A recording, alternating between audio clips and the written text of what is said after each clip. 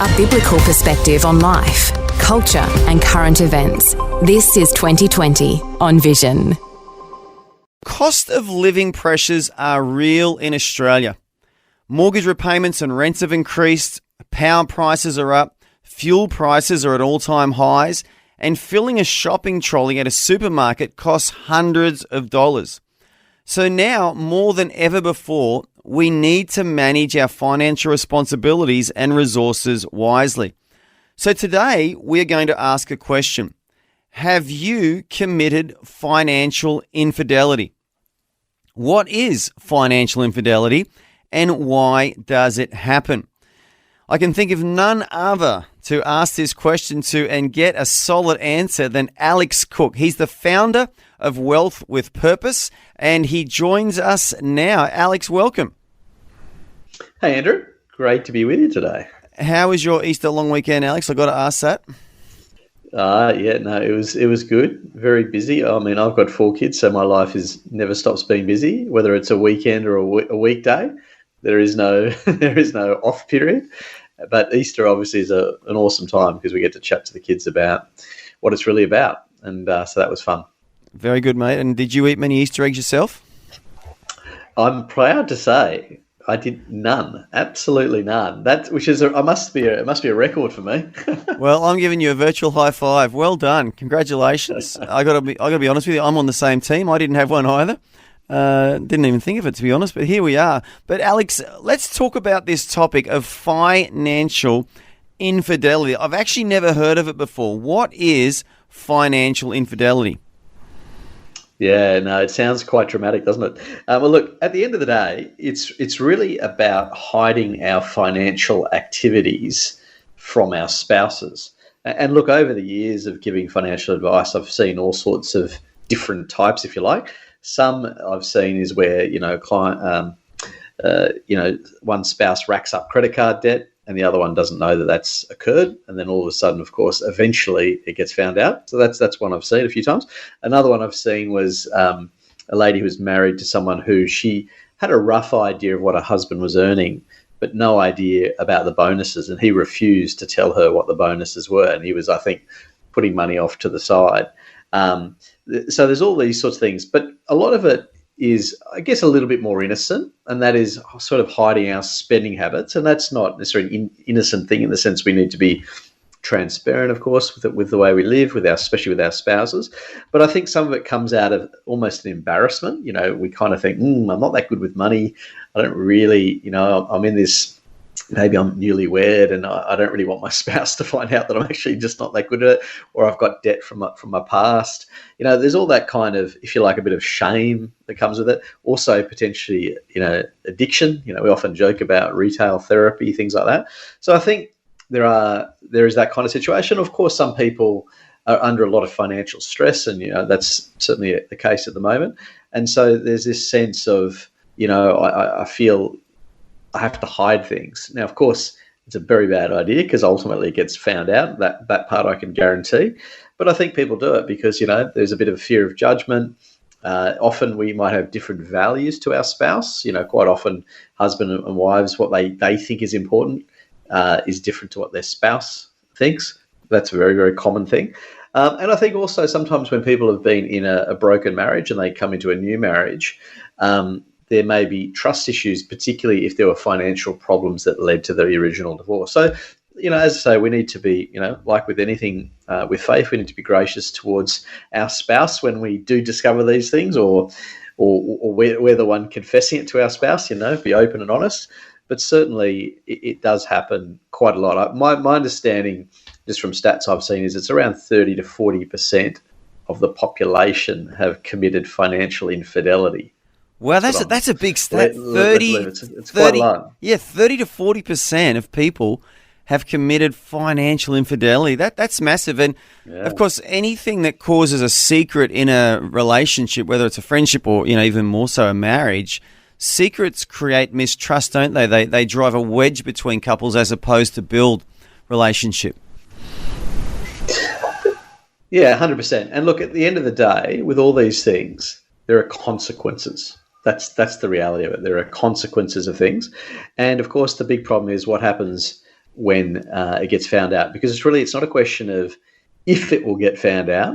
It's a question of when will it get found out. You can almost guarantee. And of course, depending on how long things have gone on for, there can be a very severe breakdown in trust. And of course, worst case scenario can actually lead to divorce. So to me, if you're listening to this and you're hearing, oh, maybe I've done this, or, if you feel a sense of this is something you need to come clean with your spouse, don't delay these things. Don't put it off forever and ever, because it only will make the problem much worse.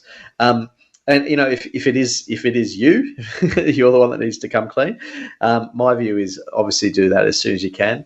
Be very humble. Don't offer lots of excuses, and ask for forgiveness. I mean, I was just reflecting on Easter over Easter. The remarkable thing that really differentiates Christianity from all other religious worldviews is the concept of forgiveness and the need to forgive others, and of course, the amazing forgiveness that we've received. And of course, marriage can often be a great way to learn the whole concept of forgiveness. And whilst I certainly don't want any of us to go through this particular situation, the reality is it does happen, and we do need to show forgiveness and grace towards our spouse. But the other thing is to think positively in terms of moving forward, and obviously try and get to the root cause of it. What caused it? Is it, our spending habits? Is it relationships in the past that have led to it? But to me, the key thing with money in a marriage is there is shared responsibility and there's shared goals. And that starts from the idea that it's actually God's money, and that even though one person may be the household administrator, the reality is we're working together on God's money. It's not his or hers, or not even ours, it's God's. And so having that kind of concept is very important. And of course, I often encourage people to have joint accounts. There may be situations where it's appropriate to have separate ones. So for example, if the cause of the infidelity is is spending habits, then it may well be appropriate that you both set up what I call your fun money account. And that is, you agree on a certain amount that you're going to have as an allowance each month. And the one who's maybe the natural saver may just, put it away. And the one that's the spender can spend their allocated amount. And that I like way, that. That does sound like a lot of fun, Alex. A fun account. I like the sound of that. Yeah, well, the idea is one of the problems that people have with money is its financial behaviour is what leads to poor outcomes. And so, you can learn good concepts, and, people can teach about debt and budgeting all they want, which is important. But the reality is it's our behaviour that will make the ultimate impact. And therefore, what we need to do, if we do have a spending habit, a spending problem, we need to get that under control. And one of the ways of doing that is by through a range of things, but particularly having a fun money account in the case of a couple. I always encourage people to automate their finances, so their savings get automated every month. So certain things happen naturally. So as I say, financial infidelity, as ominous and terrible as it may sound, there is a way through and there's a way forward. And, it could be a wonderful opportunity to revive a marriage and get on track financially, both at the same time. Yeah, look, you've raised a lot of really interesting points there, and I just want to put this out there to our listeners. Have you got a story about financial infidelity? Have you got a confession to make? You can ring us up anonymously. We don't need to take your name. Maybe you've got a genuine question for Alex about this topic. Maybe you're in the midst of financial infidelity right now, or maybe you've got a story, a great story where either you or your partner, your husband or wife, were committing financial infidelity, but you've come clean, or they've come clean, and you guys have worked it out, and you've just got a great story. We would love to hear your story today, and we would love you to call, especially if you've never called us before, on 1-800-316-316. That's 1-800-316-316.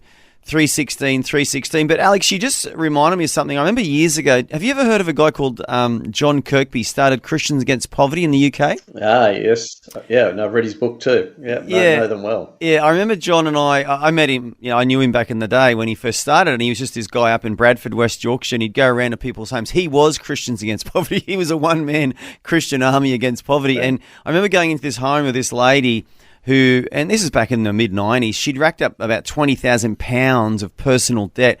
It was that classic, family up in the north of England, husband worked, came home from work every day. She had the meal prepared. She looked after the home. She didn't work. And she got into all this debt, and it was like £20,000, and it was multiple lenders, credit cards, personal loans. She was trying to get on top of it. She couldn't get on top of it. She was so embarrassed and so ashamed. She couldn't bring herself to tell her husband. And she was almost, actually, she told us she was suicidal. She just wanted to end her life. She was so ashamed. And I remember John going into that situation, and he said, "Give me the credit cards." And I wish I could do the accent, but every time I do it, he pays out of me, so I won't try. And he just snapped all of her credit cards right in front of her, and he goes, "You know what? We're going to get you out of this." And he helped that lady find some real freedom by managing her debts and contacting the lenders. But, this whole financial infidelity thing, it can be so destructive to our families, can't it? Oh, absolutely. And that's the thing. It's the flow-on impact to our loved ones. Obviously, our spouse first and foremost when they find out, but also the kids. And because ultimately, if there is a financial problem that's developed as a result of it, then that can lead to all sorts of other flow-on effects on the finances that affect the family's goals and what the family was planning on doing. And of course, as I say, the worst-case sort of scenario where you end up with family breakdown as well. As we're saying, the quicker you can get onto these things and fix them and reach out for help. It's not only a case of just, coming clean with your spouse. It's also don't be embarrassed to reach out for help. And certainly Christians Against Poverty in Australia do a wonderful job helping people who are in that financial distress. And I think when we look at what's going on with the cost of living pressures at the moment, the reality is we're only going to see these things rise more and more. So the more people we can help with the message to avoid it, I always say prevention is better than cure. So that's we can help people to avoid it. No, that's it. And as I said, our call lines are opening now, 1-800-316-316. That's 1-800-316-316. And it reminds me, Alex, that, when you do pre-marriage counselling, one of the main topics that courses cover, it's finances, isn't it? Getting on the same page financially to sort of build a strong marriage. Oh, it is. And absolutely. And because so many people, surprisingly, don't actually talk about money that much until they're either doing those pre-marriage courses or in many cases not until after they're married. And then they discover all these things about their spouse they didn't know. So, for example, when we go into marriage, we often bring with us, obviously, our past, our upbringing. So some people grow up in families that were spenders. Some grew up in families that were doing it really financially tough. And as a result of that, they have a very high desire for security because of the impact that had on their life. I've met people who are children of missionaries, and often missionaries have very, very little money. And when I mean very little, I mean very, very little. Yeah. And the kids literally had basically nothing when they were growing up. And they take that into their adult life, and often they almost feel guilty about spending money when they marry someone where the financial situation's relatively normal, and they find it hard to spend and save because they just think there's almost something wrong with it. So our past will definitely shape that. And that's why before you get married, the more you can understand about your spouse, the better. Because then you can get on the path, because it's not just about, the fact that we're different. We are all different, and we all come to marriage with different experiences. But when we come with the God mindset that, hang on a minute, really, we're going to work together here to honor God with our finances, whether we have a little or whether we have a lot. Our responsibility as a couple is to work together on this. And so that mindset changes everything. It changes the dynamic. It allows us to move on from our past, because what we're going to do is apply a biblical approach to our finances rather than a worldly approach, or the approach that we inherited from when we were younger. So it's the wonderful thing about Christianity in that, it brings us together. I mean, the whole concept, when you think about of two becoming one, is the idea that we come together, not just physically, but spiritually, and in a marriage. When it comes to our finances, we're coming together and complementing each other and working together to glorify God. That's the end goal, and we've got to have that view of working together on God's finances. Absolutely. I mean, and if you really analyse it, our finances that we earn are just a reflection of our time. And if we're saying to another person, I want to give myself to you and pledge myself to you, that means you're giving all of you, which means the time that you have every day, whether it earns money or doesn't, that we should really be sharing that time, shouldn't we? Sharing our lives together, and that has a financial ramification. But I'd love to hear some stories about this, about financial infidelity, either from the past, the present, and, well, hopefully not the future. But we have a resident expert with us now, Alex Cook. He's the founder of Wealth with Purpose. Our talk lines are now open on 1-800-316-316. That's 1-800-316-316. We're going to take a break, and after that, we are opening the lines for your calls here on Vision. We've got a couple of callers waiting here, Alex. I'm going to grab one right now, and this particular person is Cameron from Melbourne. Cameron, are you there? Yes, I am. Hello. How are you today, and what would you like to talk to Alex about? Yes, look, thank you. I was just listening as I was driving along, and I heard Alex mention about the good work of Christians Against Poverty, and I just wanted to reiterate something there that really helped my father. Sadly, my father passed away last year, and my mum some years ago. But unfortunately, my dad was running a business, and he got further and further behind with his tax payments, and it resulted in the business going bankrupt. And he'd kept that financial, infidelity from my mum for so many years, and in the end, it led to their marriage breakdown, which was tragic. But we were able to obviously keep a good relationship with both my mum and dad. But towards the end, my dad still hadn't quite got his spending under control. And even though he was a Christian and he was happy to help a lot of other people and give money away, but it wasn't until towards the end, he was still working in his 80s, and I thought, something's not right. And I ended up becoming his power of attorney, and finally was able to understand what was going on. And he was so far in debt that I just got to a point where he was never going to recover at his age. And so CAP, Christians Against Poverty, I contacted them, and they were absolutely brilliant to be a circuit breaker so that they could help me talk to my dad and confront him. So he eventually had to declare bankruptcy again, but it meant that it took all the financial pressure off him. In his last years of his life, he was able to have things under control where his pension covered his outgoings, and he was able to have a huge load lifted off him. And it was that guilt and shame, which obviously is very hard to confront. But as I say, I just want to commend the work that CAP did, and they had two people sit down with my dad and talk him through things and make him realise that he had to make some changes. And then eventually the only thing was to, as I say, declare bankruptcy. But they did it in a very respectful and a very helpful way. So I just want to commend them. But as I say, unfortunately, it was all because my dad wasn't transparent with my mum over the finances. Yeah, look, that is such a sad story, isn't it, Alex? Have you got a comment you want to make there for Cameron? Oh, look, well, thank you, Cameron, for sharing, because I believe that stories like this are much more common than people realise. But I think what I loved about it, though, was the fact that there is help. And that's what I want to leave for listeners, the sense that there is hope, that there is actually help, and that the sooner you reach out for help, and I know there's a sense of potentially embarrassment and shame and things like that we would all feel when we muck up, none of us like that.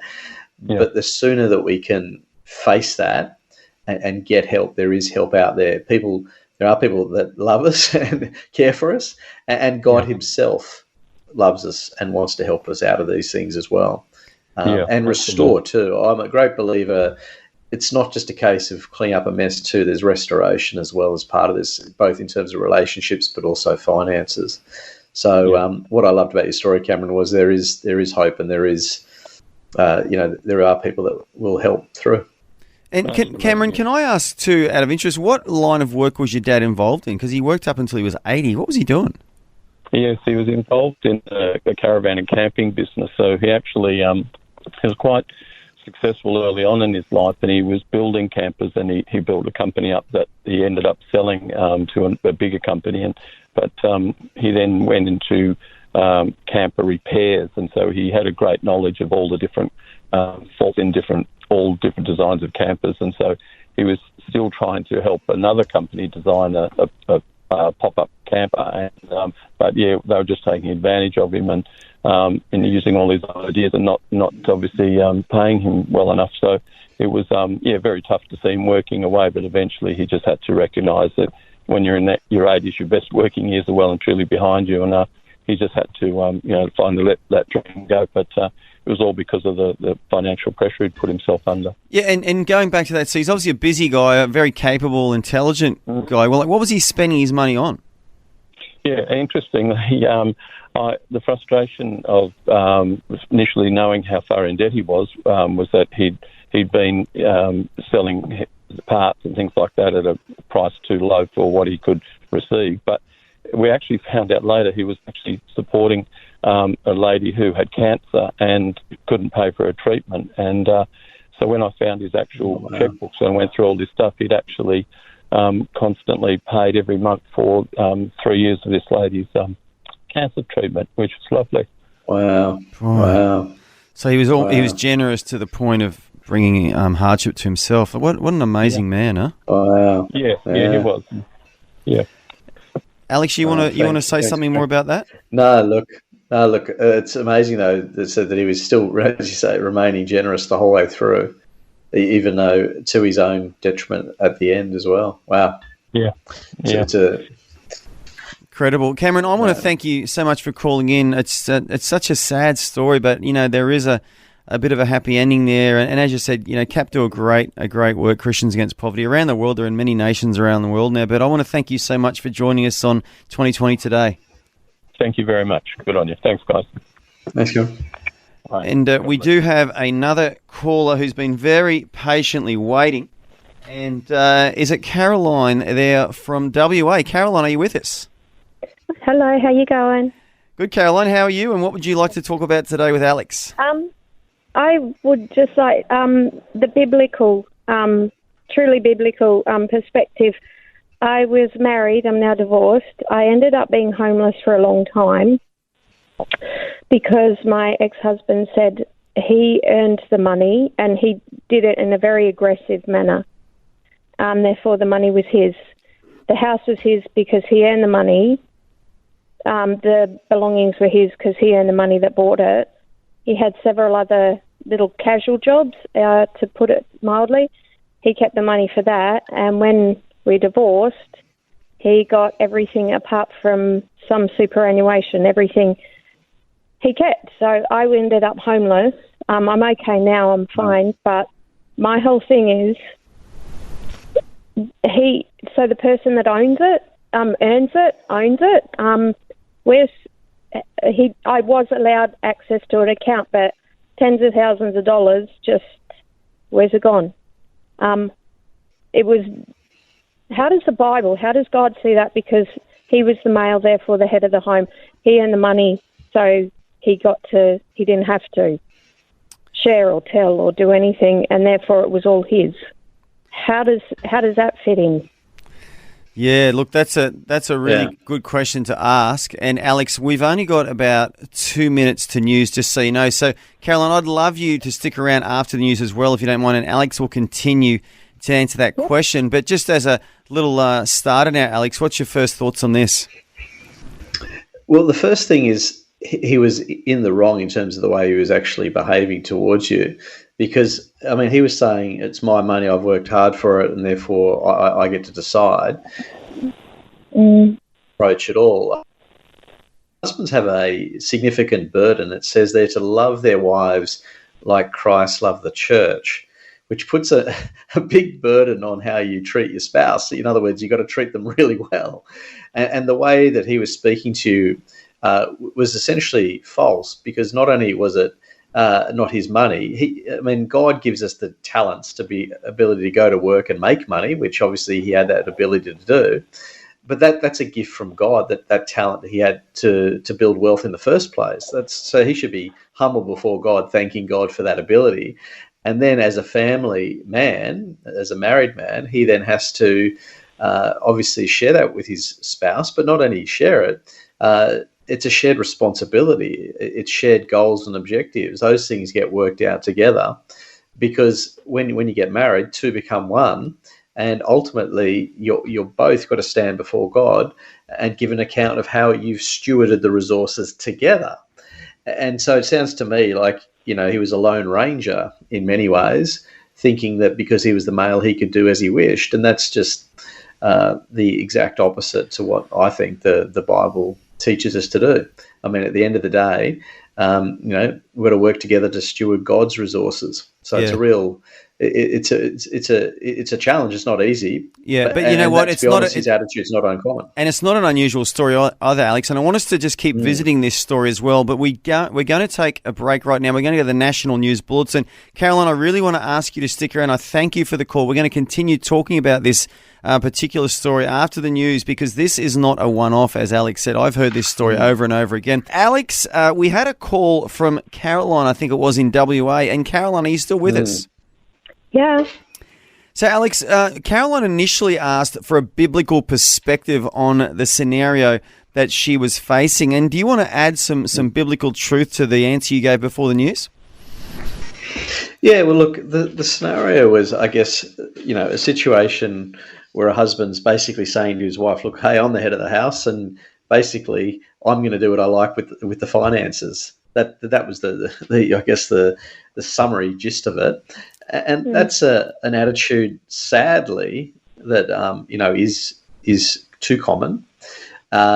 It's not correct biblically, and it of course does enormous harm to the spouse, but also to the other family members as well. And so I guess the question, as Andrew, as you say, is what's a biblical perspective on it? Well, the way I see it is when two people get married, the Bible tells us that two become one. Now, obviously, people interpret that in different ways, but they interpret that obviously physically first and foremost, but it's also spiritually, it's also psychologically, it's also financially. And so I think the question becomes, what does a biblical marriage look like when it comes to money? And I think the answer is that we have to dispense with the idea that it's a his or her situation. In fact, it's not even ours. It's God's money. And that's the approach that a couple should come to looking at their finances together. So this idea that the husband can say, well, look, I'm going to do whatever I like because I'm the head of the house is not is a mark of immaturity, and sadly, a reasonably common one. But when we come into the marriage, we have to sit down together and look at what are our shared objectives with the money that God's blessed us with. What are we going to give to, for example? What are we going to do with how we're going to raise our children and all that kind of thing? What are our shared responsibilities? Now, in most marriages, one person's responsible administratively, but to me, both husband and wife are responsible in the strategic sense of what are we going to do with it, because you've both got to ultimately give an account to God as to what's been done with the money, and how have we lived our life? Have we honoured God with what He's put in our hands? We often call it the 3 T's. May I? Sure. Yeah, Caroline, go on. Sorry. There was a shared bank account. He was definitely better at saving money than I was, but I didn't spend money on frivolities. I think that's a word. And in the end, this is what it was, straight from the horse's mouth. I don't understand. I just would like to know how, if one person earns more money than the other, is it the guy, because he's the head of the household, he gets ultimate say, or is there has to be a compromise? And the hiding of money, I heard that earlier, and I went, whoa, that. I'm fine now. No begrudging. I'm just very confused as to know how to view it in a biblical sense in my own heart, because it's never been addressed. Yeah, absolutely. I totally hear you, Caroline. So Alex, just respond to that. So in the biblical context of the husband being the head of the wife, what does that look like financially, Alex? Does it mean the husband can control the finances? I think that's the question. Yeah. And look, the short answer is no. It's a joint effort. The husband doesn't get to have control. In fact, as I think I quoted before earlier, this idea that the husband has to love his wife like Christ loved the church and be willing to give up things for his wife. So that implies an enormous responsibility from the husband to his wife. And in that situation, to me, you surrender control, both parties surrender control, and say, we're going to work together on this, not in isolation. It's just not, to me, the biblical model that God had intended. And, the other point you made, Caroline, was about the hiding of money. To me, the hiding of money is never acceptable.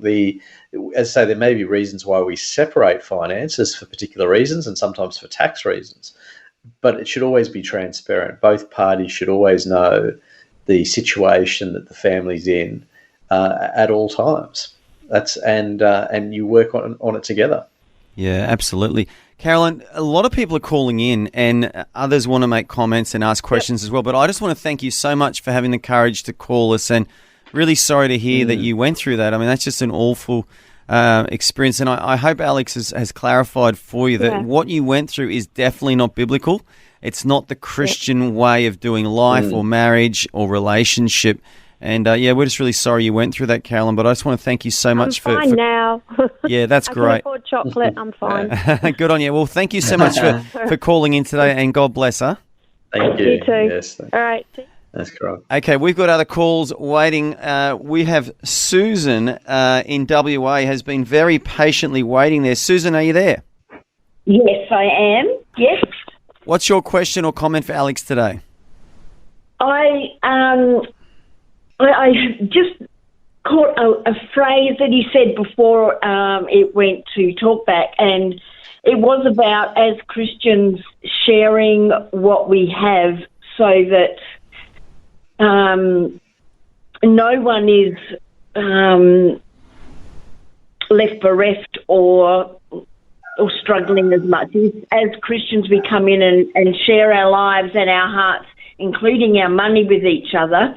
And then I was really triggered by the last lady's story. I don't want to say too much about it, but I had a similar experience, and after 30 years of marriage, I needed to leave in a hurry, and I rang some friends whose house was empty of people, but had still had their belongings in it, and they were going into care, and I said, can I just stay there till I find my feet? And 3 years later, I'm still in that house, and it's been rent-free.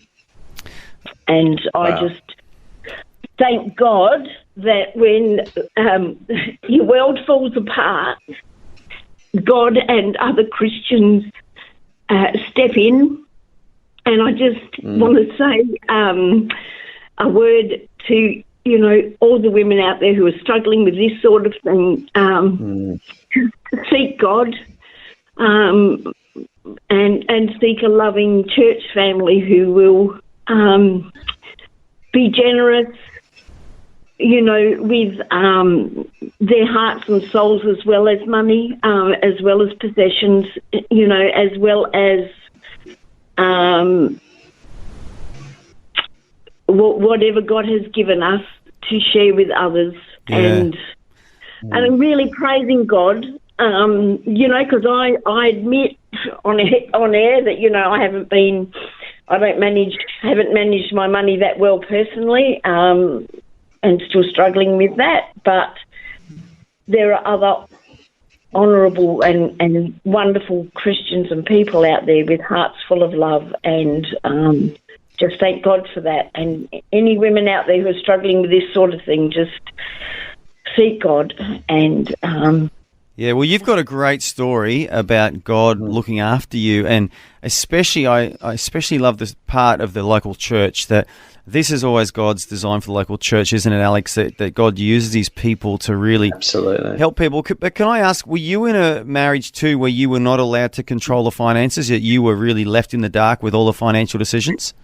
It's tricky. No, we had kind of separate finances, but I was the one that worked the most. And, when it all came to separating everything, because I had more super, I got less of everything else. And I don't know, it's just, the court's trying to be fair, and I can see, but where things don't work out, I've found God steps in. Yeah. In other areas. So, amen. You've got an amazing testimony there, Susan, how God's just looked after you. Alex, do you want to make a comment about Susan's situation? Yeah, look, I was listening. Look, thank you, Susan, for sharing. It was, really appreciate, you sharing your heart. And the couple of things that jumped out at me. The first thing you talked about was, in a marriage, money's to be shared. But it's not to be shared. It's to be shared, obviously, with us as a couple. It's to be shared with our families. And then, as you said rightly, with a lot of the friends that you've experienced, it's to be shared and to be a blessing to others in the way that some of your friends and church family have blessed you. So that, to me, was really powerful. The second thing that really jumped out at me is the absolute convicted belief that God is our provider. And so when tough times do come and, we all face different, everyone has different stories to tell, we can turn to the fact that God is our provider and he'll get us through. And that sounds exactly what you've experienced. But the last thing I was thinking about while you were talking is just the importance of seeking help. I think too many people and probably too many women leave it too long. And there may be seeking help early on in the marriage, particularly if the husband's attitude, and it's not just the husband, it can be the wife too, where the attitude's not right, is trying to actually get help so that we get our attitudes right towards each other. I think that's a really critical one. And then, so that can be seeking help from our pastor, from a counsellor, so that we align our attitudes with what God intended. So we have the right biblical attitude towards each other. And then, if things do go astray, as in many cases they do, is just be willing to reach out and get help. We talked to someone earlier where they were reaching out to Christians Against Poverty because there was a debt situation. Whether it's marriage, you should be willing to reach out and get counselling. Whether it's seeking help from your local church, all of those things, I would encourage anyone. The sooner you reach out and get help, the better. And it sounds like you've been blessed, Susan, with lots of good help around you. Yes, and I think too I tried for 30 years and then it was just like, things not gonna turn around. So, but again, just all glory to God for His goodness and His faithfulness to all of us. Absolutely, Susan, I just want to thank you so much for calling in today. We do have another caller who's called in and he's been very patiently waiting. But Susan, thank you so much for contributing to the conversation on 2020 today. No worries. And bless you guys too. Thank you very much. Thank you for the call. Thanks, Susan. Cheers. Now we have Ron. Ron is on the road. Ron, where are you on the road to? Me, I'm heading back to my depot with a load of fish driving around Tasmania. Oh, Tassie, mate. And don't we love Tassie? Awesome. Alex, have you spent much time in Tasmania? No, I haven't. I've only been to Hobart, but I would love to go back. I've got clients down there, and it's one of the most beautiful places on earth. So it's on my bucket list. and I'm thinking those fish are as fresh as a daisy as well, Ron. But what would you like to talk to Alex about today? Well, just on the subject of financial infidelity, and the main reason what prompted me to call was the lady 2 calls ago. And look, at the end of the day, we've got a comment, and I'd love to know your thought on what I'm about to say. But at the end of the day, money as such is not anything to do with God. In fact, it was a human-made concept. And don't get me wrong, God certainly does encourage, the wealth in knowledge, the wealth in friendship, the wealth in hard work. He certainly doesn't talk about the wealth of monetary gain, other than greed. And basically, so anyway, monetary gain, is a human construct, same as time. But anyway, when you get married, you make a vow It doesn't matter whether you're making a vow within the church or if you're agnostic or whatever you believe. But, when you marry someone, you go into a unionship or a partnership where you, basically promise to love, honour and support your partner. Whether it be male, female, same-sex marriage, it doesn't matter. When you get married, you make that promise. Now, a lot of people, such as myself, make that promise in front of the Lord to love, honour and support. Now, let's think of the word support for a minute. It doesn't matter whether it's financial, mentally, physically, you are making that promise to support your partner. And whether you both work, whether one works, it doesn't matter. It's not God's money. It's not the church's money. It's the marriage's money.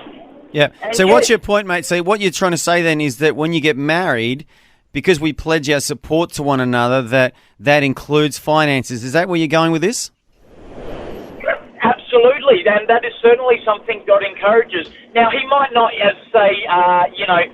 talk about the monetary gain of the human construct, but he certainly does support, does cover, supporting in every aspect. Whether it be through food, and let's not forget back in, I'm going to say ancient times, but it's probably not the right word. But they used to, get paid in things like salt and myrrh and other things. That was actually considered a form of currency. It was a form of currency, yeah. That's right. So, God certainly does, say that support is certainly very, very important. But, the Bible does not say man or woman need to go to work. It does not say man or woman need to pay their government taxes. And certainly not 23 cents out of every dollar we earn. No, there's lots of things that aren't mentioned in the Bible. You're right there, but Ron, a great sermon on marriage. By the way, I think you need to write a book on marriage because you've really covered all bases there. But Alex, do you want to make a response there to Ron's comments about when we get married, we pledge our support? That includes finances. Yeah, look, absolutely. I think the reality is God created the family structure for the good of mankind. And so this idea of, getting married, starting a family is this unique structure that God's created to provide support. The Bible says if one of you falls down, the other one can help him get up. So there's all of that, and then you can then apply that to finances. But just one other comment I was thinking as you were talking early on about money from a biblical perspective is, and with some of the stories we've heard earlier, money is the ultimate heart issue. It's often a litmus test for our own relationship with God. And therefore, we then take that into our relationships with others, particularly into our marriage. People are often shocked to discover that money is one of the most talked about issues in the entire Bible, more than 2,000 odd verses. And I think the reason for that is because God knew that we would struggle with it, whether it's in a marriage or whether it's at an individual level. And it's something that we need to address. And so I think some of the stories I was listening to before with these people who'd been through hardship and tough marriages, some of it was because the attitudes of the spouse, they had the wrong heart attitude towards money. They were in love with money in many respects, more than they were in love with their spouse. And so coming back to your point, though, about the family structure and the family support, the money there is, and one of the early callers talked about as well, the money there is to be shared with each other, shared with the family, and to be shared and be a blessing to others. And that is, of course, the support structure that God created through the family. Absolutely, so, Alex. And I think also what this raises is that anyone out there listening who isn't yet married and they're thinking of getting married, I think it just shows the importance of doing some form of pre-marriage counselling, doesn't it? That you get on the same page 100%. Before you're married, because some people will never get on the same page on finances, and it's best to know before you're married, before you take that step, isn't it, Alex? Otherwise, you're going to be living with that person, the rest of your life if you stay married forever, and you're not going to be on the same page financially, and it can cause real stress in a relationship, can't it? Well, and I think do that pre-marriage counsel can really show you the red flags, particularly the person's attitude towards money and the attitude, because their attitude to money will then be reflected in their attitude towards you, and of course their own attitude towards God as well. And so doing that marriage counselling, particularly obviously with a clear discussion around finances, will be very powerful and very eye-opening too, I think, in many cases as well. Absolutely. Hey, Ron, can I ask you a question? What sort of fish you got in the back of the van? Oh, it's God's fish. It's salmon. Salmon. You are living the dream, my friend. So you need to invite Alex and I down to Tasmania, and we're going to have a salmon on the barbie with you, okay? And I really want to thank you for calling in today, Ron. Great to hear from you. We love our Tassie listeners, and just pray you have a super day, mate, okay? No, thank you very much. And, just for all the listeners, marriage is about many, many things, but, you really need to love your partner's heart. And everyone has flaws, and everyone, is good in other areas where you might not be. And it's all about working together, loving each other, appreciating each other. And, because at the end of the day, other than, anyone else, they're going to be your closest friend. They're going to be your,